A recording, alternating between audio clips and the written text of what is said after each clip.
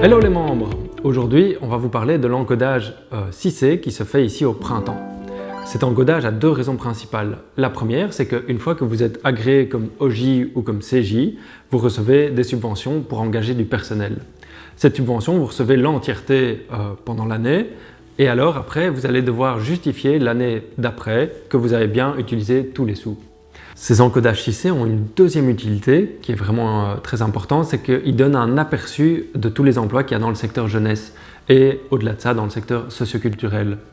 Avoir ce cadastre des emplois est très important quand on va négocier un refinancement de nos secteurs, ce qu'on appelle typiquement les accords non marchands. Cet encodage de printemps commence généralement au mois de mars, mais les dates peuvent varier un peu d'une année à l'autre, donc on vous indique à l'écran les dates pour cette année. Pour accéder à 6C, vous allez devoir passer par le système sécurisé de la Fédération Wallonie-Bruxelles qui s'appelle Cerber. Vous allez donc créer un compte Cerber avec votre carte d'identité et une fois que ce sera fait, vous aurez un identifiant et un mot de passe comme d'habitude pour vous connecter à 6C. Donc vous ne devrez plus utiliser votre carte d'identité.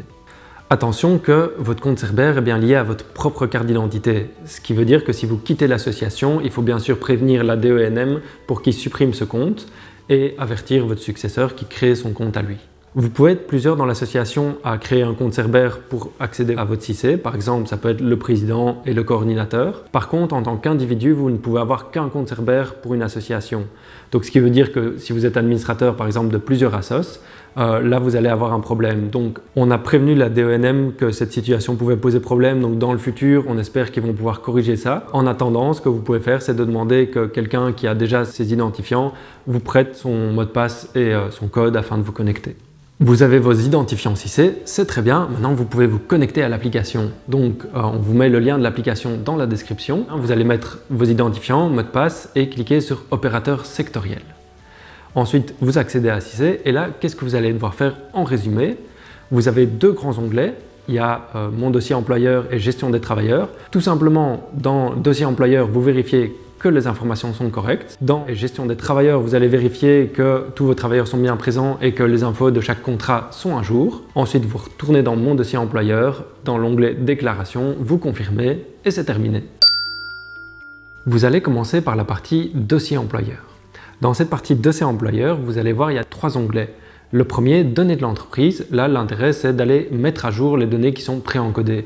Typiquement, vous devez vraiment faire attention à la personne responsable et à la personne de contact. Personne responsable, ça va être quelqu'un qui peut engager juridiquement l'ASBL, par exemple le président ou le coordinateur. La personne de contact, très important aussi parce que c'est elle qui va recevoir les mails d'info et notamment le mail de confirmation une fois que vous aurez terminé votre encodage.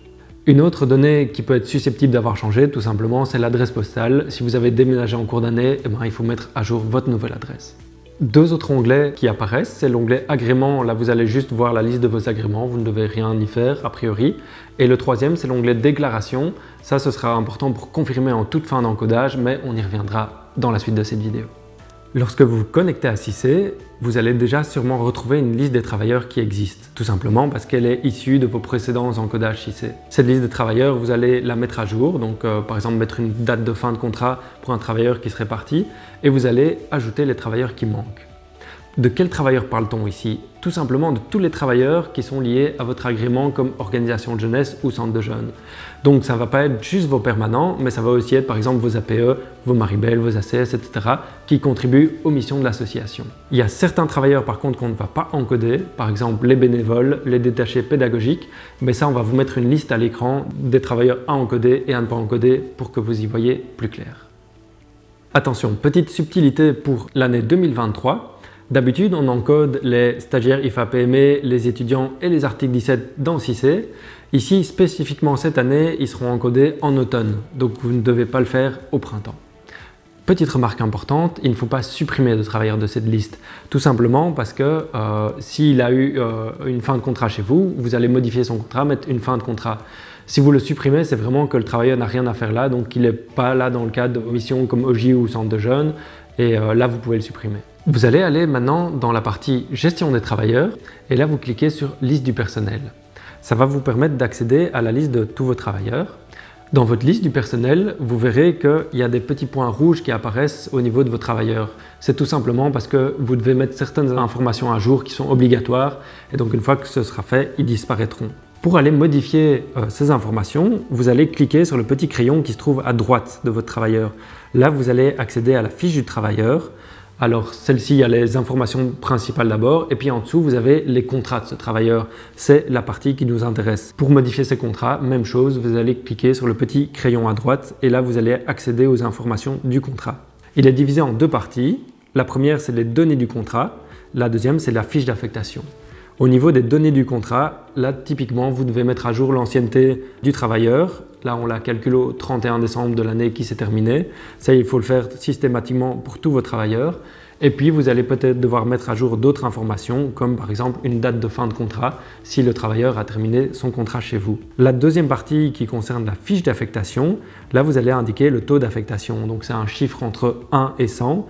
Et 100, ça veut dire que le travailleur est entièrement affecté à vos missions d'organisation de jeunesse ou de centre de jeunes. Si le taux est de 0, le travailleur ne devrait pas être encodé dans 6C, ça veut dire qu'en fait, il n'est pas affecté à votre mission d'OJ ou de CJ. Je vous propose de faire un petit rappel express sur les termes utilisés pour qu'on s'y retrouve tous bien. Le régime de travail, ça va être typiquement si vous êtes à temps plein, à mi-temps, etc.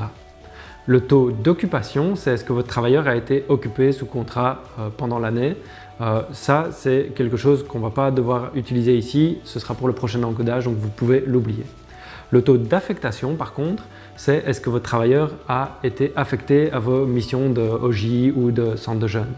Donc je prends un petit exemple, vous avez un travailleur qui consacre la moitié de son temps à votre agrément comme maison de jeunes et la moitié de son temps à un autre agrément, par exemple comme CEC. Vous aurez une fiche d'affectation avec 50 pour la maison de jeunes et une autre fiche d'affectation avec 50 pour le CEC.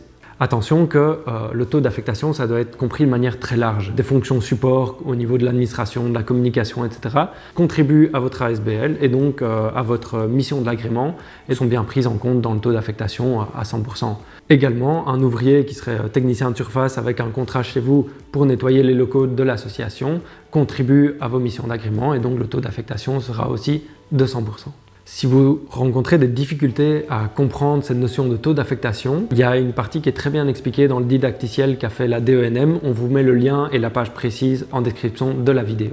Alors concrètement, pour ajouter une fiche, quand vous êtes dans l'onglet fiche d'affectation, vous cliquez sur le petit plus qui est à côté de la liste. Ça vous permet de créer une nouvelle fiche pour ce contrat et c'est là que vous allez pouvoir mettre 50 pour l'un, 50 pour l'autre par exemple. Dans cet onglet fiche d'affectation de manière globale, vous allez pouvoir ajouter un commentaire aussi. On vous met à l'écran les situations que la direction de l'emploi non marchand juge utile de lui communiquer pour faciliter sa bonne compréhension de votre encodage.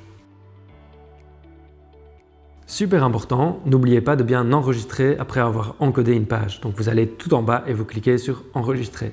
Vous allez donc mettre à jour les données de chaque travailleur qui est présent dans la liste et ensuite vous allez éventuellement ajouter ce qui manquerait. Pour le faire, vous cliquez sur le petit plus qui se trouve à droite de liste du personnel. Lors de l'encodage d'un contrat, si vous rencontrez un cas où l'application n'accepte pas la situation que vous proposez, des fois s'il y a des contrats de remplacement, etc., ça peut bugger. Là, il faudra contacter la direction de l'emploi non marchand. On arrive maintenant à la fin de votre encodage. Vous allez devoir confirmer cet encodage. Pour ce faire, vous retournez dans mon dossier employeur et là vous cliquez sur l'onglet déclaration. Tant que le système vous indique des croix rouges, vous n'allez pas pouvoir confirmer votre déclaration. Il faudra aller retourner dans les fiches de vos travailleurs et voir où est le problème et le corriger. Une fois que tout est OK, vous cliquez sur « Confirmer votre déclaration ». Attention, important, vous ne pouvez confirmer qu'une seule fois.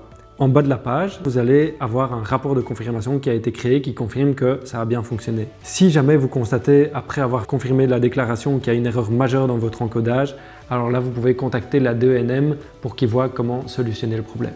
Que faire si vous avez des questions, si vous rencontrez des problèmes pendant cet encodage? Le premier interlocuteur que vous pouvez contacter, c'est la DENM, la direction de l'emploi non marchand. Ça, c'est l'équipe qui gère le 6C. Ils vont pouvoir répondre à toutes vos questions de fond, typiquement si vous avez des problèmes avec des contrats, des encodages, le taux d'affectation, etc.